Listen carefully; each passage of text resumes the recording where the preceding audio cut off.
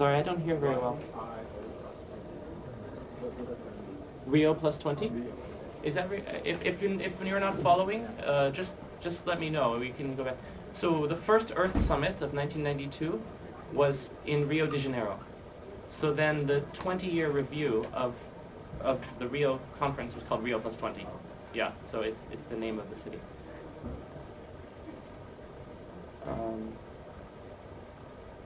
I'd like to. What kind of areas do you study exactly? There are people from public affairs. I'm in the business school. Mm-hmm. Pretty wide. You're what? Computer science. Computer science. Oh wow, this is a very diverse group. Media. That's the idea why we're here. We're trying to let them, we are from the NGO, we're trying to let them get some more taste and interest in the subject that it's not very discussed, I think. So coming over here will give them a chance to get more appetite, to understand what is really at their best interest and their own children's and grandchildren's interest. So that's the idea of unculturate them a bit more on the subject. Yes, yes. How many of you are from Korea? I'm just curious. No, I know. Oh, I thought you said that you were Korean, Japanese. No, mostly Chinese. Oh, okay, okay. French, Italian, Chinese, German. I see. Okay. But mostly Chinese. There is obviously a global political process about development that happens in the UN. It's convened under the UN. But there has been a recognition for a very long time that achieving sustainable development is actually a multi-stakeholder endeavor. Do you understand the concept of that? It means that there are many, many sectors of society that need to be involved in achieving this. Because sustainable development is not a thing. It is a philosophy for how society should improve itself in a way that achieves the eradication of poverty, and in a way that respects the natural limitations of the planet. In many ways, the planet is, in all ways, it's a finite biosphere, correct? So, in some ways, there are limitations that we can surpass. There's other limitations that we haven't surpassed yet. But in general, we cannot surpass all of the limitations of the planetary boundaries. This is a very interesting concept. It's been largely identified that there are 9 planetary boundaries. There are things like climate change, biodiversity, land degradation, desertification. These are things that would seriously harm the future of the planet to be able to continue growing or developing or even sustaining life. It's also largely recognized that in some of these areas we have already crossed planetary boundaries, particularly in the area of nitrogen degeneration of the soil, climate change. I think it's accepted that we have already passed a limit at which we can no longer bring down the temperature of the Earth. We've already passed the critical turning point. So there are certain areas like this. So one of the most important concepts of sustainable development is finding a way to undertake human activity that respects these planetary boundaries. That means that policymakers need to adjust laws and policies that affect society, but also the private sector needs to undertake certain responsibilities. Consumers and citizens need to change their behavior.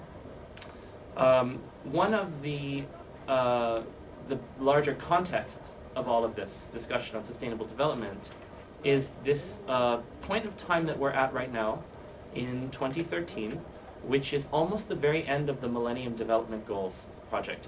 Are you familiar with the Millennium Development Goals? No. Anybody? No? In 2000, at the Millennium Summit in the headquarters of New York, that was considered to be one of the largest gatherings of heads of state in the world, actually, at the Millennium.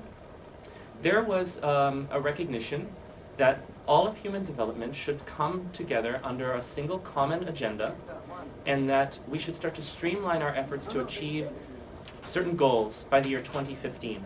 And so this project, the Millennium Development Goals, was adopted, and they are 8 targets for development that they give governments a sense for what to achieve by what date. So in many ways, the Millennium Development Goals were very useful for the last 13 years because 8 goals is a very elegant way of explaining what the world needs to do. It's very easy to communicate this to the general public. And it's also very useful for governments and policymakers because targets are attached to these goals.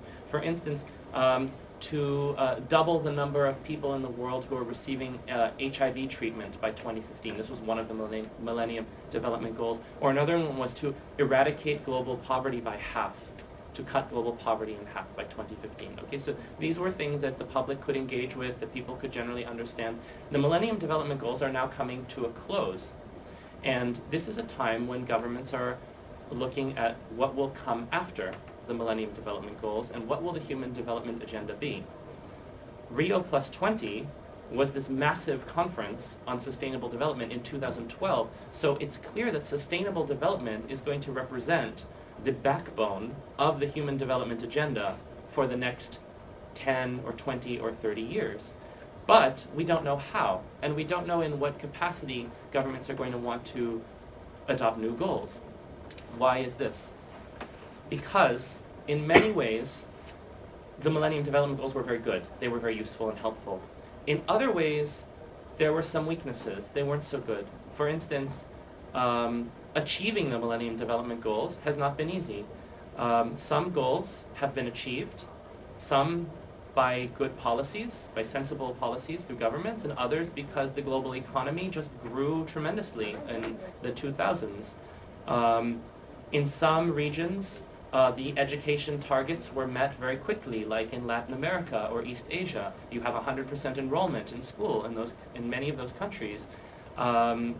In other regions, like Africa, there's been very little progress in achieving MDGs, Millennium Development Goals. So these are some of the strengths and weaknesses of them. It's something that aligns all governments around achieving common purpose, but at the same time, there's a lot of regional variation. Progress has not been even. And another critique of the Millennium Development Goals that we hear more and more in the United Nations is that governments feel that that project essentially imposed a lot of requirements on poor countries to catch up and meet certain development targets, to improve themselves. And it imposed very little conditions on the industrialized world, on the rich countries. Okay? So this is the context of where we are today. In looking at beyond 2015, now governments are very cautious about how they're going to program this agenda and what the priorities are going to be. For instance, many countries say that there need to be equal obligations for the rich and the poor. Now, what does that mean exactly? Essentially, for the rich countries of the world, it means addressing the problem of unsustainable consumption and production patterns in society. Now, you can start to see the multidimensional context of sustainable development. That's going to be an issue that touches on the private sector, it touches on policymakers, it touches on people's individual behavior. It also very, very much calls into question the problem of income inequality in the industrialized world. Now, are we going to be able to necessarily find a common agenda after 2015 that rich countries and poor countries can agree on? I don't know. The climate of the world today, the political climate, is actually very polarized. There's a lot of mistrust between the developing world and the rich countries. I think it's going to be very difficult politically to ask rich countries to accept a program of requiring their citizens to cut back on their consumption and their production. Many governments are in austerity. We are also moving out of an era of development aid. This is a fact. Countries are giving less. That was one of the Millennium Development Goal objectives, actually, was to increase the flow of foreign aid to the developing world. Some countries did it very well. Some countries surpassed their target, but most countries didn't even meet the minimum criteria in the last 13 years. So it's been a bit disappointing. So one of the big questions on the agenda is what do you do about financing for development? All of this really comes down to money. Yes, money is quite important, and how we're going to pay for all these things. But another important issue is how poor countries are going to get the means to implement sustainable development in their countries. That's usually involving the transfer of technology. And as you know, technology is under intellectual property in most rich countries. So something that we're working on in the UN in that context is to provide options to governments for some kind of global mechanism that would facilitate the transfer of technologies that are environmentally sound from the north to the south, but also that might encourage the development of more appropriate technologies in different developing world contexts. So you see, actually, this is a very, very broad agenda. It's going to involve a lot of different parts of society working together. Are there any questions so far? How much power do you have in the UN to enact those new regulations to the foreign governments? Okay, that's another very good question. How do these decisions taken in the UN act upon the will of governments? Well, as you know, the United Nations is it's a legally binding body. Countries that sign to the Charter of the UN, they are legally committed and politically committed to following the recommendations that the UN lays out. But there's really no such thing as, you know, a way of enforcing international law. So these are consensual agreements entered into by governments, which mean that on a lot of issues where governments are asked to maybe make certain sacrifices or to look at things that are highly sensitive to them, whenever governments are faced with looking at trade, for instance, trade is like a very, very sensitive topic for governments here. We tend to find the commitment, you know, it might start to wane. We might start to find weaker commitments, less ambitious things coming out of the UN. So are these enforceable decisions, really? No, they're not. But the fact that countries demonstrate a tremendous commitment to engaging with each other at the UN, to spending dozens of weeks a year in negotiations with each other. They send sometimes huge diplomatic missions to the UN to attend conferences and summits and to lead on certain issues. This is a sort of political will that we're looking for. And this is essentially what the UN is about. It's about trying to keep an incentive for countries to stay engaged and yet also to find a space somewhere to be able to criticize effectively.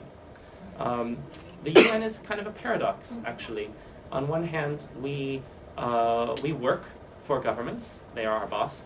They set the agenda. And on the other hand, we have a sort of mandate to strive for the highest common standards for the world, which means often, you know, maybe criticizing the practices and policies of some of our member states. So we have to always find the right balance in order to keep advancing the agenda and at the same time make sure that countries stay invested in the process here.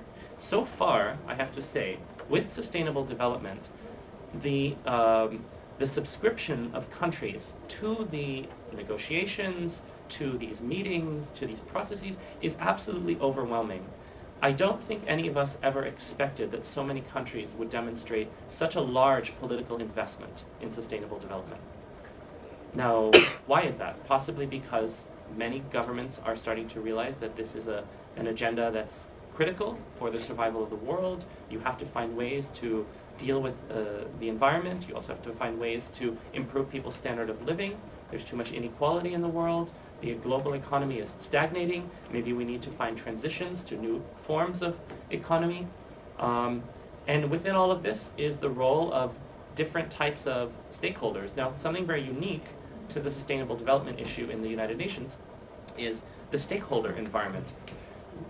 When the United Nations was created in 1945, the charter of the organization recognizes, I think it's 3 types of international actors in global affairs.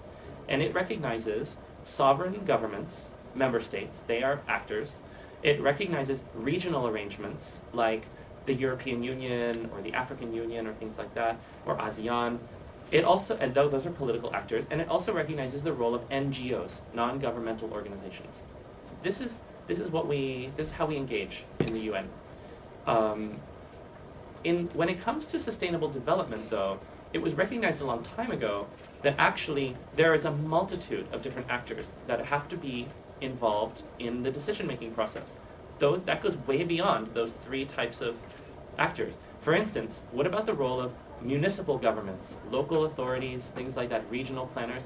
They are governments, yes, but they are governments at the regional level. Are they necessarily, they should be represented by their national delegations, their national diplomats who come and negotiate them, but they're not always. So they are welcome to join negotiations on sustainable development. So are, for instance, representatives from the private sector, from business, industry. In 1945, it was not recognized that the private sector would be a very consequential actor in global affairs. And obviously today, that's a very different situation. The private sector is critical. We don't really have a very good mechanism for how we engage the private sector in the UN because the organization's old, the charter is quite old, it doesn't really, and they basically, the private sector does not have a legal personality as an international actor. So how do you involve them? And in sustainable development, we have this very broad mandate to bring stakeholders from lots of different types of communities. In fact, Agenda 21 specifically says that there are 9 communities in the world that need to be at the table whenever governments sit at the UN to discuss anything about sustainable development, like women, children and youth, indigenous people, trade unions have to be there. You have to have representatives from farmers, scientists, you have to have local authorities like mayors and things like that. So it's a very broad stakeholder environment. Farmers is a very, kind of weird community to have. I mean, it's essential. Food security, production, the value chain of agricultural production. It's an enormous part of many, many, many countries' economies. Those of you from the European Union understand the importance of agriculture. And yet you have also these very, very, very detached communities. You have the side of agribusiness, which has its own ideas for the agricultural industry, and you have also smallholder farmers, peasants, indigenous people. In fact, something like 70% or 80% of the world's poor are involved in food production, at a very small scale. So this is a significant part of the world that has to be considered. So it's a very, very dynamic kind of environment that we operate in sustainable development. The subjects are highly relevant. They're very topical. They usually involve things that are at the forefront of the public's attention, and yet they have to be dealt with in a way that's in a sense that's going to keep governments interested. Governments shouldn't feel always rejected by the UN when they come to the table to discuss these things, but rather they should feel engaged, they should feel invested, and they should feel like there's a sensible way forward. And that's something that we try to do in the UN, to provide a kind of way forward for how we're going to proceed. Did you have a question in the back? I was thinking about, so basically, do you think UN is more of like educating country leaders instead of actually doing the actual work? I don't understand. So basically, it's more about education instead of implementation. What do you guys think of that? I mean, how do you see the UN? Do you see it as a place that was a lot of talking, or do you see it as an implementer, as a leader, as a follower? I'm just curious. Yes? I feel like UN is more like setting up rules and like agendas, and then like they project it to the countries, and it's up to the countries how to implement it. That's what I see. Yeah, did everyone hear that? It's like a rule-setting body, an agenda-setting body. Yes? Like a goalkeeper or a scorekeeper, maybe, someone who keeps track of the rules of the game. Okay, that's interesting. What other impressions do you have of the UN in this type of thing? Like a supervisor. Like a supervisor. Okay, so you really actually sounds like you see the UN as kind of a bit removed from what's really going on in most parts of the world. Yes. So basically, UN doesn't really have the rights to enforce government to do like what it says, to do like what it's supposed to do, right? So it doesn't really have the rights to tell the government that this is what you should do. Yeah, that's a good question. The UN is basically a place for all the nations of the world to come and sit together. We convene opportunities for governments to meet each other. Now, does the UN enforce anything? There are certain areas of the UN's work where, in fact, the Secretary General can take a much more proactive posture. Those are mostly in the area of peace and security. And the thing that comes to my mind immediately is in the realm of peacekeeping. Is everyone familiar with peacekeeping? The mandates of peace. So this is a concept that's evolved in the UN over years. It was never meant to be part of the UN's mission. It was not part of the charter. You won't find a reference to peacekeeping anywhere in the organizational framework, in the legal framework of it. But it was a concept that evolved out of emergency and out of need. The very first peacekeeping force deployed in the 1950s to the Suez Canal at the request of permanent members of the UN. Does anyone know who the permanent members of the UN are? Yeah. Who are they? Russia, China, Russia, France? Japan. No. The US. The US. And we said Russia, Great Britain. Yeah. And Germany and Japan are very consequential actors in the UN, but they are not permanent members because you have to think of the context of 1945. So this is an organization, in fact, where the winners of World War II have this special status. They're permanent members. And does anyone know where the permanent members have a special right? Veto. They have a veto. And where is the veto? Yeah, does anyone? It's only in the Security Council, okay? So we're only talking about certain matters, certain agendas are subject to those rules of procedure. In the General Assembly, on all other matters, it's one country, one vote. So we're talking about different political dynamics. That would be the only place in which you could see like the UN approaching legally binding, for instance, in a peacekeeping context, there are certain cases where we don't have to wait for countries to agree on whether a situation warrants peacekeeping. There are certain cases where the Secretary General can take the decision to establish a peacekeeping mission. The Secretary General can recommend to the Security Council to establish a peacekeeping mission.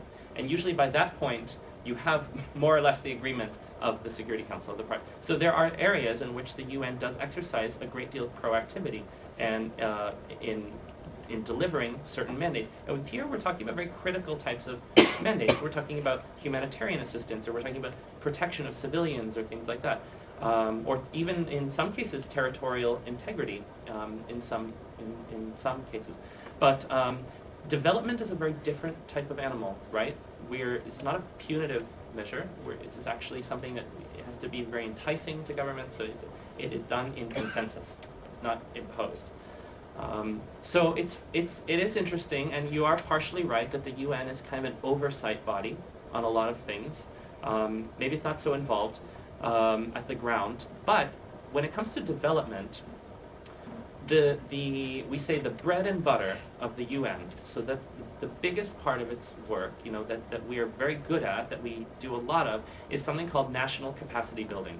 And that means basically advising governments technically and giving them the kind of support that's needed to build institutions and to take ownership of these different agendas at the national level.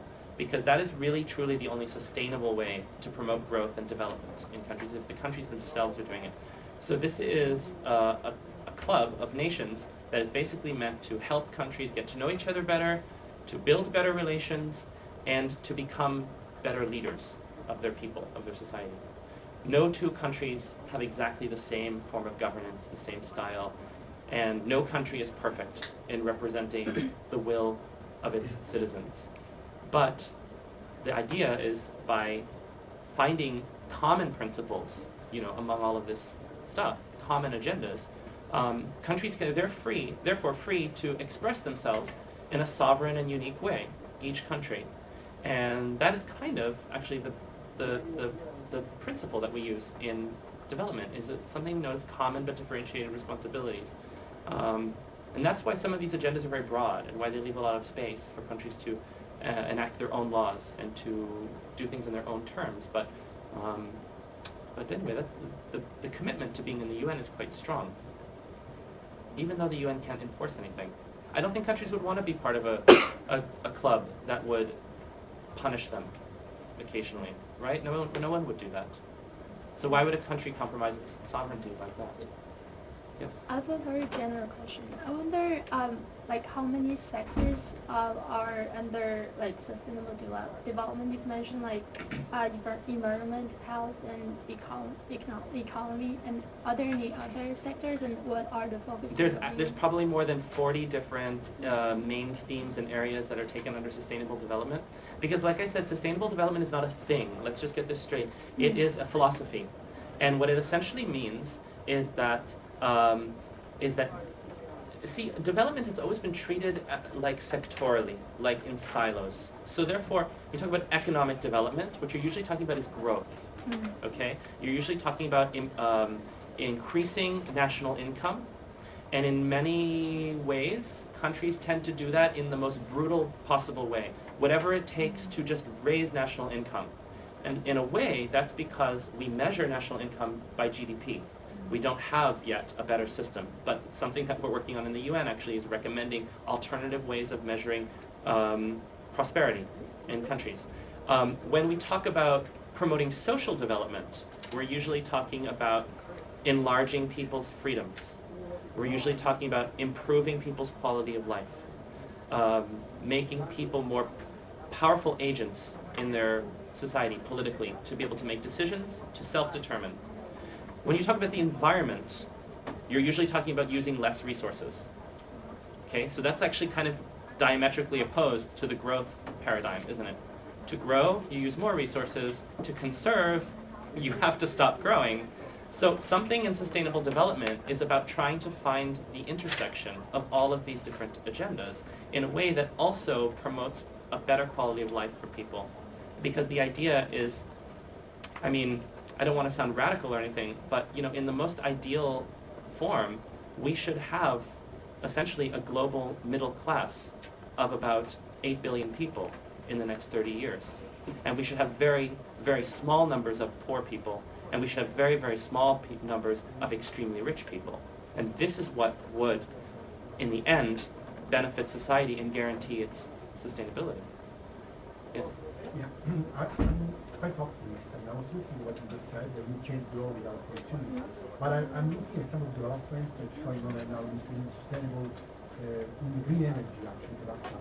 From cars we go hydrogen, like for example BMW is leader in that. You go to the airport in Munich, there's already used BMW cars, there is a museum of BMW, they call totally hydrogen. You can charge a car with the solar panels in your house and go with only making vapor and water comes out. And then you have solar energy developing it very fast. India and China are the biggest producer in the world for that, for example, of solar panels. And you have, so much opportunities now that can make housing units, for example, so sustainable. Between the recycling of water, solar energy, wind energy, and hydrogen for the car. So don't you think that we might be able to develop this, especially the developing world that's more in the south and more solar power in the planet, which we can grow, but also not polluting more. Yeah, it's a very, very good point, and a lot of enterprising people in the private sector, scientists, government leaders have started to see that that technology could be a great solution for promoting a healthier, more sustainable world. However, it's not the only solution. Why is that? Because technologies can be very expensive and they can be inappropriate in some parts of the world. The other thing to bear in mind that's also raised a lot in the UN, because we have a lot of member states, is that the world's poor in many ways represent the most sustainable sector of society ever, because their carbon footprint is so small and their consumption is so sustainable. And actually, Germany is a beautiful example of an efficient and clean and developed country that has solar powered everything, but it also has a very, very, very high degree of of consumption and emissions in the world. So it's something that's considered in in a very broad context. I'm not an expert on energy, but I think it's probably going to be one of the areas that you'll hear the most about in the next few years, because there's general recognition that achieving universal access to energy all over the world. I'm talking universal access, okay, that's a big deal. Everybody in the world gets power by 2030. That's considered largely to be totally feasible now. I think most governments are going to adopt this in the next few years as a target. Yeah, we had an event in Indonesia some years ago, and they were telling us that some 50% of the households never existed in the house, which is awful. So obviously this is extremely Yeah. The other area is like sanitation and water. Like it's also probably feasible to be able to give everyone in the world a toilet by a certain time. But water is a much more complex and difficult issue because if you wanted to talk about water from the dimension of sanitation, it's a human rights issue. Everyone would have right to a clean environment and drinking water. But if you want to talk about water in a more holistic way, then you start to discuss the usage of water and the management of water resources, and that starts to touch on the autonomy of the private sector, on the consumption of aquifers, how agriculture, so then it becomes a very, very touchy subject. But most people agree that we should all have toilets and we should be able to wash our hands and drink clean water. But what about after that? I mean, what about real sustainable management of water resources, you know? So this is where the debate is right now. And this is how the debate has moved along, just to give you an idea. Yes? So before globalization, like for any country, they always have two frontiers. One is facing themselves, which is like issues within the country, and then there is an issue outside the country, for example, fighting neighboring states. But now for globalization, there is no frontier of human beings as a whole. Do you think that is the problem? Like, what is the vision? So basically, I think the UN is created because of World War II, and that we need to have we hope for peace forever. So and then there is UN. And so for now, so it's like we have fixed some things around. So basically, we try to create equality, both different parts of the world in different areas and catch up. But it seems that we are always facing inside, basically, with no frontier for human beings as a whole. Is there a plan from UN, for example, to explore the universe or something? That's interesting. No, the UN's mandate is confined to planet Earth. Although there is actually a UN Office of Outer Space Affairs, UN-USA, that's in Vienna. But there's actually a lot of problems in outer space. I don't know if you understand, like the space garbage and debris, and also peaceful uses of outer space. You know, many countries are starting to take territory and outside of the ozone layer to like weaponize space. I mean, there's actually a need to reach some agreement on outer space. But something interesting that you point to is the fact that, yes, the UN was created out of World War II, and the initial intent of the organization was to prevent a relapse of global war like that. In the last 67 years of the United Nations, we have actually seen almost the total eradication of interstate war. There are very few wars that take place between countries anymore. That's a thing of the past. There are, however, a lot of wars taking place inside countries, so conflict has become civil. If you think about that, what it represents, it's mainly, I mean, in many ways, it's much more relevant to the development context, isn't it? If you think about wars taking place within countries, it's not about interstate war, power politics, you know, governments fighting each other. It's about the problems that are intrinsic to a nation, whether they're racial and ethnic, whether they're based on resources, or whether they're based on historical grievances. But these are development. They're problems of economic and social development, and then the environment is a much bigger challenge today than it ever was.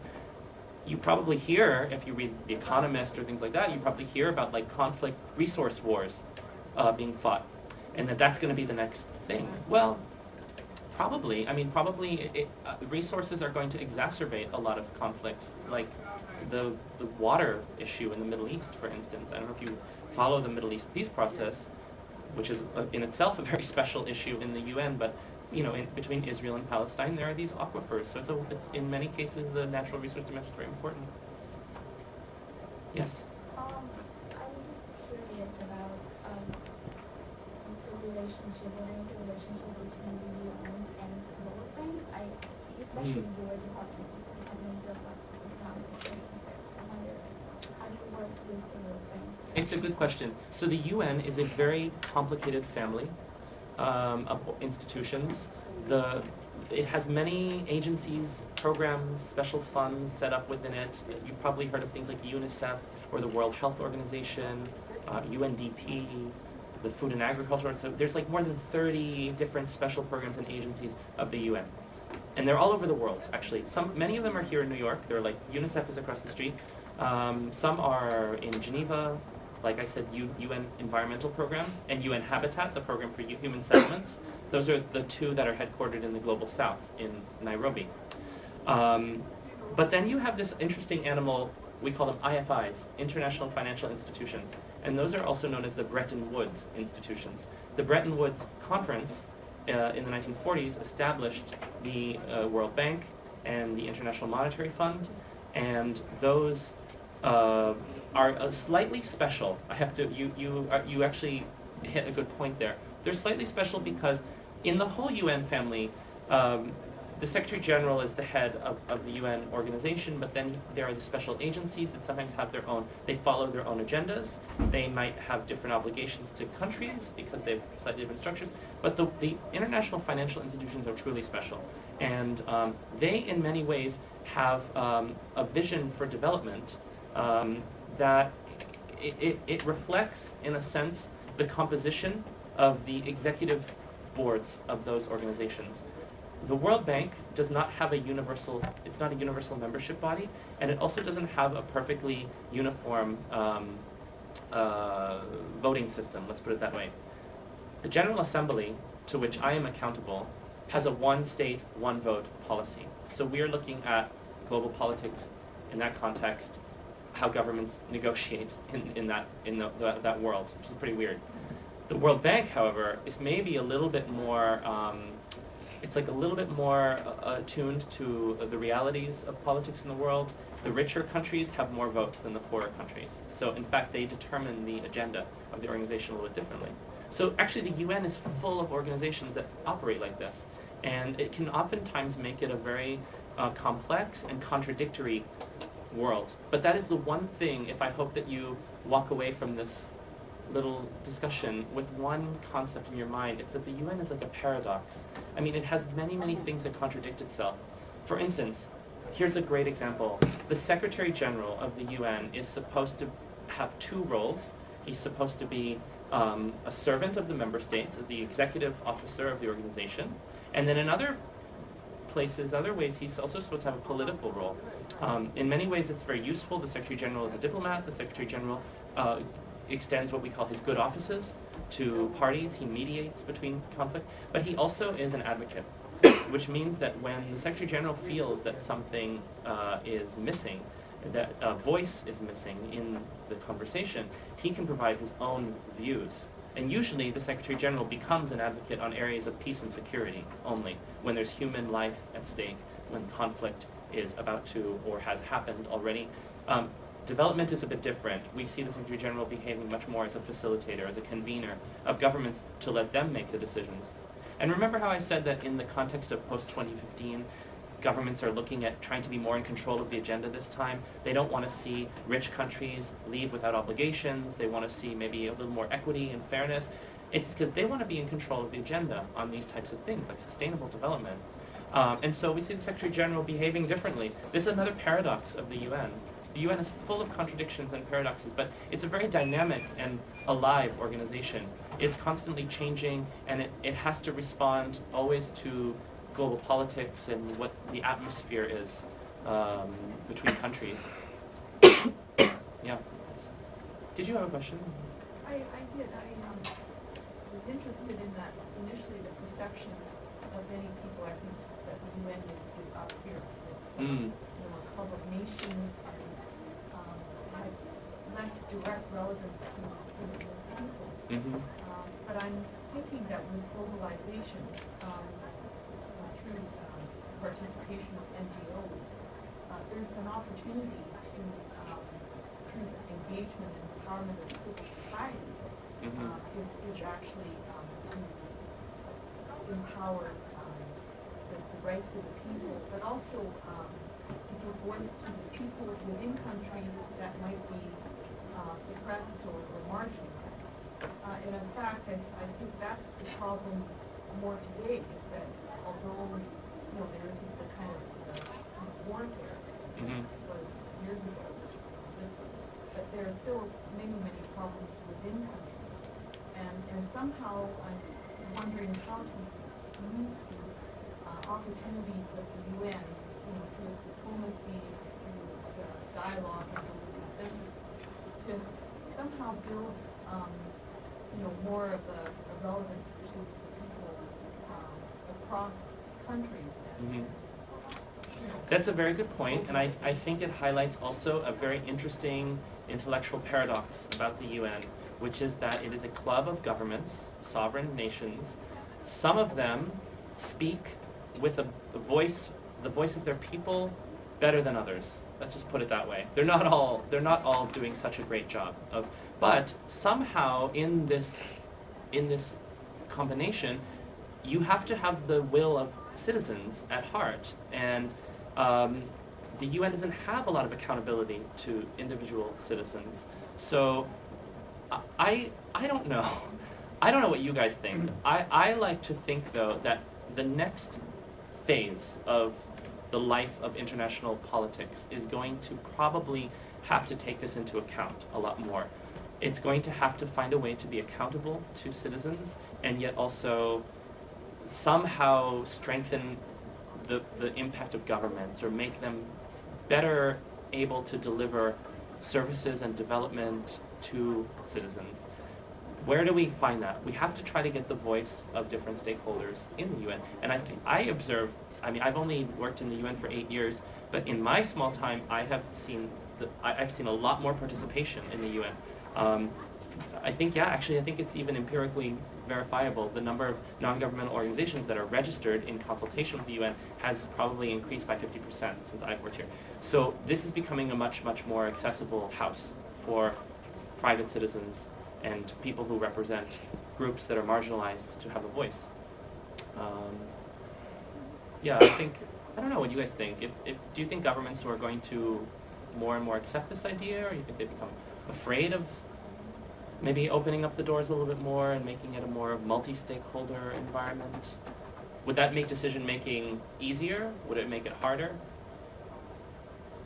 I don't know. Those are good questions. I think this is good because it's like a form of peer pressure by which, by moral persuasion, shaming. Yeah. and open, transparent discussion. Yes. You can elevate being accountable to all of us as global citizens. Yes, it's a good point. It's a very, I hear that view quite a bit. If I could just share my own anecdote, I've been involved in sustainable development only for the last 2 years. I used to work in political affairs for a while before that, so I was doing completely different type of work. But my main goal has been my biggest project was delivering this Rio +20 conference. When you have a summit that is of that magnitude, when we finally closed the doors and took down everything, we counted the number of people. It was the most heavily attended event ever held in the UN. We had over 50,000 participants at that conference. It was huge. That's because Brazil is also a very active civil society, and it's a huge country. It's the Texas of Latin America, let's put it that way. But so it was a huge conference. It takes several years to prepare that kind of conference because you start negotiating very early, so that by the time the heads of state arrive in Rio de Janeiro, the agreement is ready to be signed. It's been negotiated for a year, basically. I noticed at that conference so you actually asked a very important question that's close to my heart, because my role in all of this is to try to increase the exposure of governments to NGOs and different types of stakeholders and actors. So make sure that indigenous people are at these meetings and that they're getting the best thoughts from think tanks and climate experts, but from outside, non-governmental. And we have to kind of find a right balance. Like you said, there's peer pressure, there's a kind of atmosphere of critiquing governments, of keeping them accountable, and at the same time we want to also make it a friendly atmosphere where governments can actually express themselves without fear of criticism or public embarrassment, right? So we tread in this very delicate space sometimes. And I noticed that in the course of these negotiations, we started to slowly open the door more and more and more. Maybe a few years ago, there's rules about NGOs being this close to, they can make statements and things like that, they can maybe meet delegates and they can advocate, but once negotiating starts, we shut the door. And it is only governments that can negotiate and vote. Well, Rio +20 proved to be something kind of different, actually. We left the doors open, and these rooms you have to imagine a conference of 50,000 people. There were like 20 or 30 parallel negotiations taking place all over. I mean, it's almost mind-boggling. And every single room is open, and it's packed to the walls with NGOs and governments, and everyone's mixing and mingling. And sometimes I would see NGOs putting text up on the table, and then you would see it come up on the screen, and a government had adopted it and decided to include it, and no other governments objected. And actually, in many ways, the negotiation of that outcome of Rio Plus 20 was very much a multilateral effort. There's much text there that was not proposed by governments, it was proposed by citizens. And what's very encouraging to me is that the governments reacted very well to this. Nobody got nervous, nobody asked to close the doors and to kick out the NGOs. There's other processes that are not so successful. I have to be honest with you. Climate change, these are very tough negotiations. Governments agree on very little. And there's, you know, you probably, if you read the news, you probably know that those are tough. They don't really go anywhere, and they're actually stalled right now. So the role of NGOs is very contentious there. In fact, in Copenhagen in 2010, I think, or whatever it was, that was something we had in our minds when we were preparing this summit, that if governments want to shut the door and kick out the NGOs, it's going to look awful. It's going to look awful for them. It's going to look awful for the UN, most of all. The Secretary General will look bad. So, you know, we're trying to always try to create this friendly atmosphere, and we actually really achieved it this time with sustainable development. So I'm kind of thinking that maybe if this becomes more normal, if delegates are more sensitized to having NGOs sitting with them and behaving like allies, not antagonists, then we can have a really multi-stakeholder environment. But I might be wrong. But that's what I think. Any other questions? So you've mentioned you worked in the Department of Politics before moved into the Sustainable Development Department. I wonder, like, did you choose to move, or I was just interested in like your work experience before, like which department you really like, I guess, or like how did you choose to like work in the Sustainable Development? Oh, well, I've been in the UN in New York for 8 years, and before that I was in the field. I was in Afghanistan for 2 years. So I've actually been with the UN for 10 years now, and my role in the field was in something we call civil affairs, which means often the government is being supported by the UN in capital to try to build political institutions and to make sensible decisions and support elections and things like that. And then you have to somehow transmit these messages out to the provinces. And so it's a civil affairs team that is often having a lot of contact with regional governments and that type of thing. So that was my first exposure to the UN. And then I spent a number of years, I worked as a tour guide for a while here in headquarters. Have you taken the tour? Or are you going to take the tour? You're going to, right? Yes? Yes. Nobody knows? Okay. No, actually, after that we go to the gift shop, right? Oh, the gift shop That's is the plan. wonderful too, actually. Take a picture over there, do some shopping, and I think that'll be it for the day. It's a really good gift shop, actually. I have to tell you the truth. Actually, if you join us, we'll take a picture together and use our speaker. Yes, lovely, it'd be fine. Actually, we should probably wrap up in a minute. But I actually did a couple of very interesting assignments in the period after that. I was part of a mediation team. For a very short while, for a couple of years, there was a mediation that the United Nations convened between the government of Uganda and the Lord's Resistance Army, which maybe it came back in the news again, like last year, I think. And there was a peace process that failed. It fell apart. So I was part of that for a little while. I didn't have anything to do with the falling apart, I can assure you. How did you get in the UN in the first place? I was in Afghanistan. This was my first opportunity in the mission. But how did you join the UN? I used to work for an NGO in Afghanistan, and then I joined the mission there, the UN mission in the country, and I've basically worked for the UN ever since. But I dealt with a couple of interesting assignments. Before this, I was in Iraq, and then I've been working on the sustainable development issue since the Rio Plus 20 conference became a project, and now it's over. So now we're implementing the outcome of Rio Plus 20, which is even more challenging than the conference itself. So it's something to watch. It's very interesting to know the context that this is all happening with this post-2015 thing happening. I think you're going to hear more about it in the next year, and it will be a much bigger deal. And of course, governments are all going to have different opinions, and you'll see how they behave. So why don't we end there, because I don't want you to be late for anything, and we can.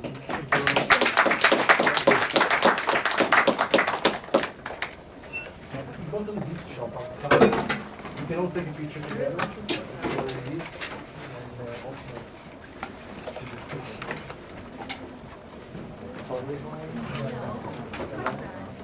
Sometimes it's nice.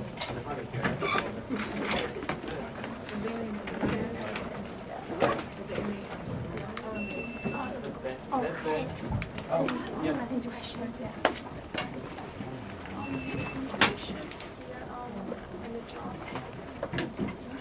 Okay.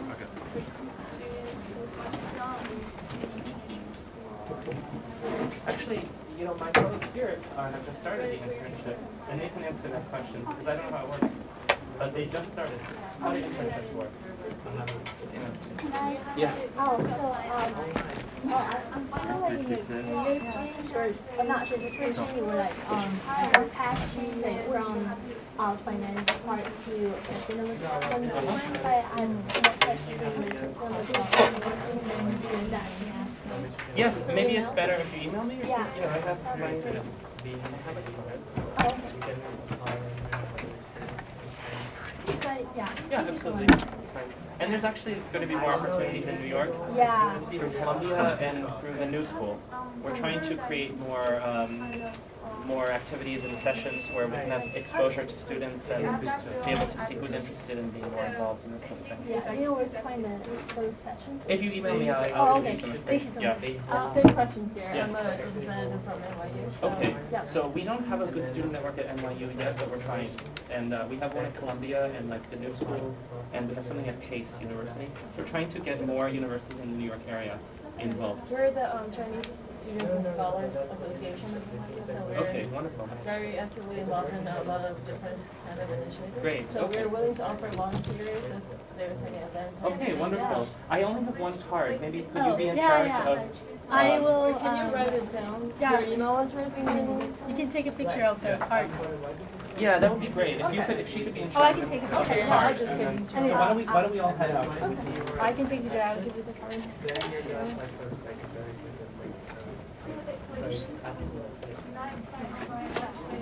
It's one application for all the ones. NYU Chinese Scholars Association. Students and Scholars. I see. Yeah, I'm not like. So do you speak Chinese? Yeah. Oh wait, when I go. Okay, Is it? that's pretty, share that. I'll have Russian here. Russian. Oh, that's fine. That's not for people to have. Yeah, you can have this. You don't like it. Oh, I have a like very fast quick question for you guys. So you guys are interning. Yeah. Do you guys know about the general service internship? I guess. Yeah, Like I saw it online. It's not an internship. It's actually like Volunteer. But I don't think it's